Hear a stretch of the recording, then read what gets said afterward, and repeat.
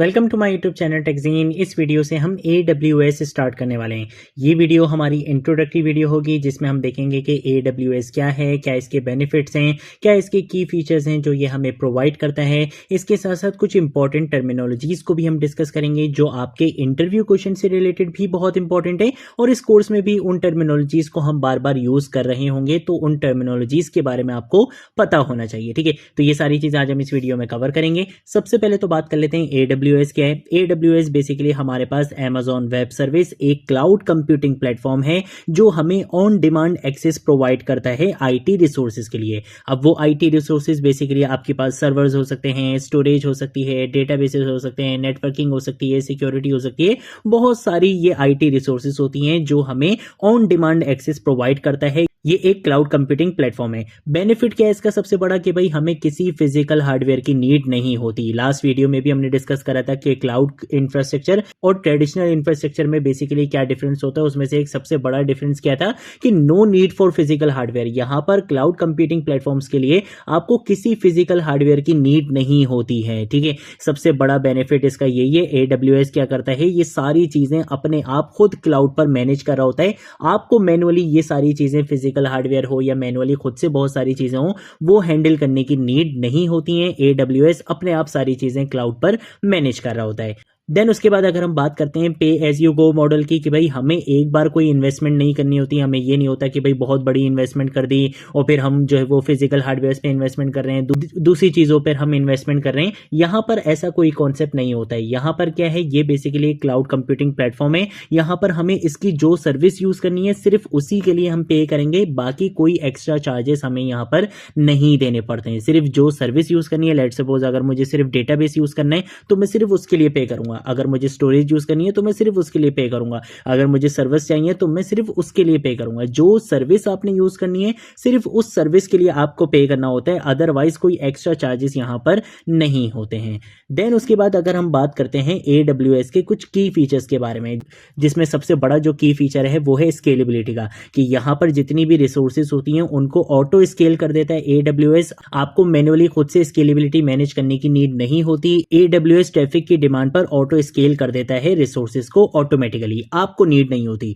Then उसके बाद अगर हम बात करते हैं सिक्योरिटी की, तो AWS आपको कुछ बिल्ट इन सिक्योरिटी प्रोवाइड करता है जिसमें हमारे पास IAM आ जाता है, इंक्रिप्शन आ जाती है, फायरवॉल्स के कॉन्सेप्ट आ जाते हैं। मतलब यहां पर हमें सिक्योरिटी के लिए भी मैनुअली खुद से कोई काम करने की नीड नहीं है। AWS आपको built in security measures provide करता है। कॉस्ट इफेक्टिवनेस है, ऑब्वियसली आपको यहाँ पे कोई एक्स्ट्रा इन्वेस्टमेंट करने की नीड नहीं होती। जो सर्विस यूज करनी है, जो रिसोर्स यूज करनी है, सिर्फ उसके लिए आपको पे करना पड़ता है। हाई अवेलेबिलिटी है, यहाँ पे कोई डाउन टाइम वगैरह का कोई कॉन्सेप्ट नहीं होता क्योंकि AWS आपको मल्टीपल रीजन्स प्रोवाइड करता है, मल्टीपल बैकअप सिस्टम प्रोवाइड करता है। देन उसके बाद अगर हम बात करते हैं डिजास्टर रिकवरी की, जैसे लास्ट वीडियो में हमने देखा था कि ट्रेडिशनल इंफ्रास्ट्रक्चर में क्या होता था कि अगर हमारा हार्डवेयर फेल होता है तो हमारा जो बेसिकली डेटा होता था वो लॉस हो जाया करता था।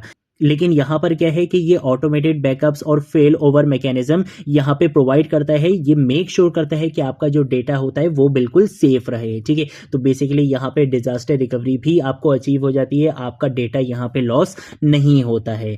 देन उसके बाद अगर हम बात करते हैं कुछ कॉमन AWS सर्विसेज की, ये बेसिकली बहुत सारी सर्विसेज प्रोवाइड करता है, बट उसमें से जो कुछ कॉमन सर्विसेज हैं वो क्या हैं, जैसे EC2 है, इलास्टिक कंप्यूट क्लाउड, जो बेसिकली हमारे पास वर्चुअल मशीन्स होती हैं क्लाउड पर। देन उसके बाद S3 है जो हमारे पास सिंपल स्टोरेज सर्विस है, स्केलेबल क्लाउड स्टोरेज के लिए होता है। ये बेसिकली एक स्केलेबल क्लाउड स्टोरेज है जहां पे हम अपनी फाइल्स को स्टोर करवा सकते हैं। देन उसके बाद हमारे पास VPC का कॉन्सेप्ट आता है जो बेसिकली वर्चुअल प्राइवेट क्लाउड है।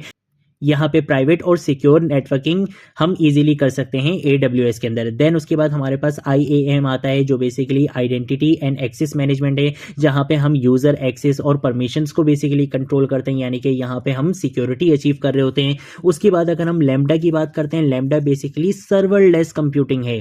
ये क्या करता है, ये आपके कोड को रन करता है विदाउट मैनेजिंग सर्वर। आपको यहाँ पे सर्वर की नीड नहीं होती, ये सर्वरलेस कंप्यूटिंग आपको प्रोवाइड करता है। कौन है ये? लैम्बडा भाई हैं ये, इनको भी हम एक सेपरेट वीडियो में बहुत अच्छे से डिटेल में प्रैक्टिकल एग्जाम्पल के साथ कवर करेंगे। देन उसके बाद अगर हम बात करते हैं RDS की, जो बेसिकली हमारे पास रिलेशनल डेटाबेस सर्विस होती हैं, जैसे कि आपके जो MySQL डेटाबेस हो गए, PostgreSQL हो गए, इन डेटाबेसेस की सर्विसेज को मैनेज करना, ये चीज़ें भी आपको AWS प्रोवाइड करता है। ये भी एक कॉमन AWS की सर्विस है जो हम इस प्लेलिस्ट में बेसिकली कवर करेंगे। ये जितनी सर्विसेज के मैंने आपको नाम बताएं, ये सारी सर्विसेज हम इस प्लेलिस्ट के अंदर कवर करेंगे। थ्योरेटिकल कॉन्सेप्ट्स भी देखेंगे ताकि आपके इंटरव्यू क्वेश्चन की प्रिपरेशंस भी हो, और प्रैक्टिकल एग्जांपल्स के साथ भी इन सारी चीज़ों को कवर करेंगे। देन उसके बाद अगर हम बात करते हैं कुछ इंपॉर्टेंट AWS टर्मिनोलॉजीज की, तो उसमें सबसे पहले हमारे पास आ जाता है रीजन। रीजन बेसिकली क्या होता है? एक ज्योग्राफिकल एरिया होता है कि बेसिकली आपका जो रीजन रहने वाला है वो कौन सा रहने वाला है। आप एशिया पैसिफिक रहना चाहते हो, ये बेसिकली क्या होते हैं? आपके ज्योग्राफिकल एरिया होते हैं कि आप अपना जो डेटा सेंटर रखना चाहते हो, जो अपना रीजन सिलेक्ट करना चाहते हो अपने डेटा के लिए, वो क्या सिलेक्ट करना चाहते हो। ठीक है, रीजन आप कोई भी सिलेक्ट कर सकते हो। देन उसके बाद रीजन के अंदर हमारे पास आ जाते हैं अवेलेबिलिटी जोन। अवेलेबिलिटी जोन को आप ऐसे समझ सकते हो कि ये बेसिकली क्या होते हैं? डेटा सेंटर्स होते हैं, यानी कि ये डिफरेंट बिल्डिंग्स होती हैं लेकिन सेम सिटी के अंदर, यानी कि सेम रीजन के अंदर ये हमारे पास क्या होते हैं? डेटा सेंटर्स होते हैं। ये बेसिकली क्यों होते हैं? AWS बेसिकली क्या करता है? मल्टीपल अवेलेबिलिटी जोन्स प्रोवाइड करता है एक रीजन के अंदर, ताकि आप उसका बैकअप वहां पे रेडी करके रख सको। देन उसके बाद हम बात करते हैं एज लोकेशन की। एज लोकेशन बेसिकली क्या होता है? ग्लोबल कैशिंग सर्वर्स होते हैं जो आपको फास्टर कंटेंट डिलीवरी प्रोवाइड करते हैं। ठीक है, ठीक है, तो इन सारी चीज़ों के बारे में भी हम आगे आने वाली वीडियोस में डिटेल में बात करेंगे। ठीक है, अभी मुझे पता है कि बहुत सारी चीज़ें आपको माइंड में रखना थोड़ा सा मुश्किल होगा कि यार ये रीजन क्या है, अवेलेबिलिटी जोन क्या है, बट नेक्स्ट वीडियो में हम क्या करेंगे? AWS पर अपना फ्री अकाउंट क्रिएट करेंगे। देन उसके बाद जब हम इन सारी चीज़ों को प्रैक्टिकल एग्जाम्पल्स के साथ कवर करेंगे, वहाँ पर आप AWS प्लेटफॉर्म पर जब ये सारी चीज़ें आप देख रहे होगे, तब आपको और अच्छे से ये सारी चीज़ें समझ में आने लग जाएंगी। ठीक है, तो बिल्कुल भी टेंशन नहीं लेने हैं। आगे आने वाली वीडियोस में हम इन सारे कॉन्सेप्ट्स को प्रैक्टिकल एग्जाम्पल्स के साथ कवर करेंगे। ये थी हमारी आज की वीडियो। अगर आप लोगों ने अभी तक इस प्लेलिस्ट को एक्सेस नहीं करा है तो भाई जल्दी से इस प्लेलिस्ट को एक्सेस करो, ज़्यादा से ज़्यादा शेयर करो, क्योंकि यहाँ पर आपको डेवऑप्स का चैंपियन बना दिया जाएगा। सारी चीज़ हम यहाँ पे सीखेंगे। हमने गिटहब से स्टार्ट किया था, फिर गिटलैब देखा, फिर डॉकर देखा, और अब हम क्लाउड कंप्यूटिंग भी स्टार्ट कर चुके हैं। ठीक है, तो ये प्लेलिस्ट एक कंप्लीट लर्निंग रिसोर्स होने वाला है फॉर लर्निंग डेवऑप्स। तो इस प्लेलिस्ट को जरूर एक्सेस करो, ज़्यादा से ज़्यादा शेयर करो। आज की वीडियो के लिए इतना ही, अब हम मिलेंगे नेक्स्ट वीडियो में नेक्स्ट टॉपिक के साथ। तब तक के लिए बाय बाय।